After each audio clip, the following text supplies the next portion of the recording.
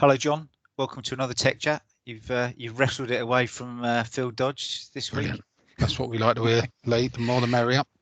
So I was keen to have a chat with you with your topic this week, because it's quite interesting, really. The industry are diversifying, looking at manufacturing different products, perhaps for COVID, signage, etc., and having a need to manage non-rectangular based jobs. So I thought it was quite a good time for you to have a tech chat on the stuff that you've been working with Insoft in terms of supporting the estimating function for non-rectangular stuff. That's right. Yeah, absolutely. Very exciting, Lee. Sheet optimization using IMP. So we've been working with IMP now from job ganging point of view for quite some time, and that has a big appeal to some customers, but not to a wide range. You normally have to have a certain amount of the same sort of substrated work going through and some level of control to be able to use ganging. But with sheet optimization of it, it's kind of opened it up to everybody. As you say, people are diversifying. They're doing more things. They're getting into large format. They're maybe getting in a small way into packaging. Short run digital packaging work is quite lucrative. It's quite prosperous area. So that gives us a great opportunity for it. Yeah, absolutely. Let's have a look. Yeah. Okay. Yeah, no problem. So I've got a little video. So I'll just share my screen first of all. Don't worry about my iTunes.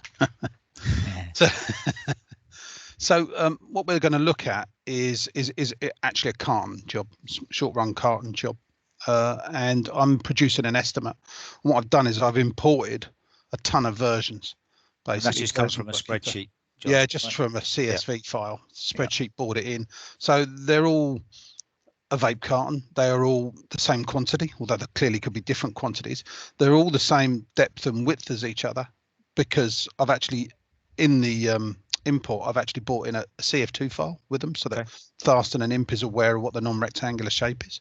I could obviously do this from a PDF file as well if I wanted to. So if a PDF file had a long continuous line in it, we could use that and specify that just to understand what that geometry is. And if I hit OK, basically then understands the geometry of that individual product.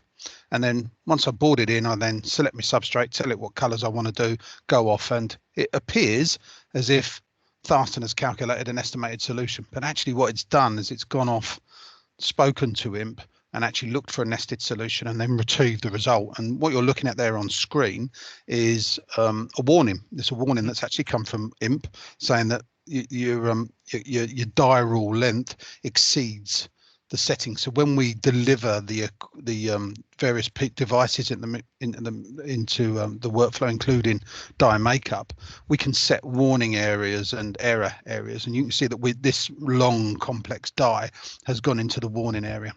So there's the nested solution. We don't know whether it's good or whether it's great or whether it's awesome, but with the IMP connection we have this button where we can actually edit the project directly from within Tharstern. So go up and you can have a look in here at the solution that it's come up with. But what I want to do in this particular case is I want to consider either A, whether we're getting the best solution for this, and what I also want to do is to try and optimize the sheet as much as I possibly can.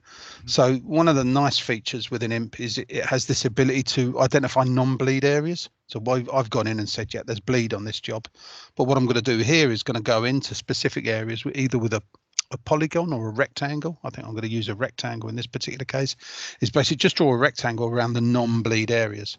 So go around there. So that means that if that one meets another tab that's a non-bleed area, then basically it can go butt fit on those there, whereas I have to maintain the bleed as well. So I might get another one out of the sheet, you never know. And then once I've done that work on one of these, because we've got loads of versions and loads of different SKUs in essence in there, I can then just go in and say apply that to all of them. So I've only done one tab, but you imagine you'd do them all. So the second thing I want to do, I want to discover whether we've actually got this already in our die database. So we'll just talk a little bit more about that in a second. So I come in and say, look, you know what this one-up shape is. I want you to go and scan the die database and go and have a look for similar shapes within them. And it's actually found within our die database actually 2 perfect matches. Okay. So just draw your attention, we'll come back to it in a second. And what it's done, that perfect match comes into here, and we have the ability to compare the two of them together. But that comparison could just be the angle of one of those tabs or the tab length. Right. So actually, you're not binding yourself to it. So you could be similar enough or good enough, you could go and use that existing die and obviously save the cost to yourself or pass that cost saving on to the customer. Yeah, die costs these days are quite significant, aren't they? Well, particularly one like this. I mean, this is a complicated, significant die. And if the run length isn't long, it's going to be a large proportion of the overall cost. Right. So you'll also notice in the middle here that I've got these pieces of information, how many up it is, what the work style is, so on and so forth. So the die library also has the capability to store other information, like where it's being located, how many times it's been used, what length is the rule length, and these can be edited as they go along. No problem at all.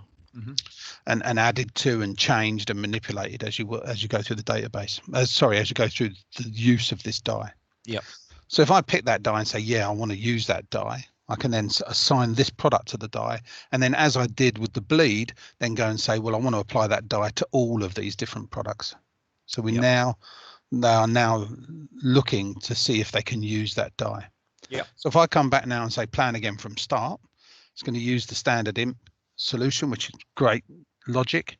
And if you look here, you can see that it is actually reusing the existing die, saving the cost, but it will consider getting a new die made.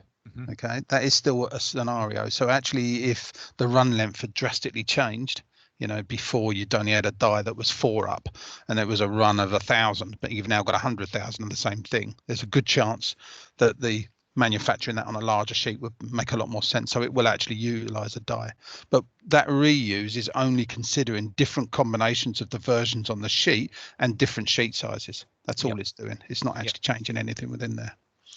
So if you look at that now, it's picked a solution, it's picked an existing one. That's great. Now, one of the things I might want to consider doing now is sorting out that print order. So if I just pause it for a second, and if we have a look at it, so you can actually see that I've set it and there are preferences to do this. I've told it to go up and use station numbering sort of this way. So it runs up and then drops down like snakes in the ladders on its side. Yeah, that's the station ordering I've done. I could obviously do it another way. I could do it across the sheet and so on and so forth. But obviously, because I've got 5 elements in a column and only 4 versions in a column, then this automatic logic isn't working. So there's things that you can do. So I'm going to manually start flipping these now to get them in a more printable, friendly state. So just moving them around so that the print rows work perfectly. I could alternatively have gone in and just told it that I only want 1 product per column, and it just would have done that automatically. It would have done, absolutely. It would have done things. It's just down to your preference, the way you want to work. So that's not brilliant printing, but it's better than it was. So I can say, yeah, that's fine. I want to accept that. Do you want to save what you do? I say, yes, I do. And then basically that will dynamically then update estimate, and we get our warnings again. Okay, as it comes back in again. But what we've got there really is a solution that is much more printer friendly. And it's production valid, isn't it? You've been able to get into the detail of the nested in position, change it to make it production valid. That's exactly right. Yeah, that's exactly right. So if I just stop that sharing, go back to my screen. Yeah, so yeah, it's I want to preset downstream. Yep. So you can't just assume, oh yeah, it's 24 up, so that'll be fine. You've got to make sure that what you want is in the right location, so your workflow understands it. Yeah, good. Thanks, John. More than welcome. Look forward to seeing you on the next one. If Phil doesn't get in before you. No chance. I'll find something to get in there before him. Don't you worry.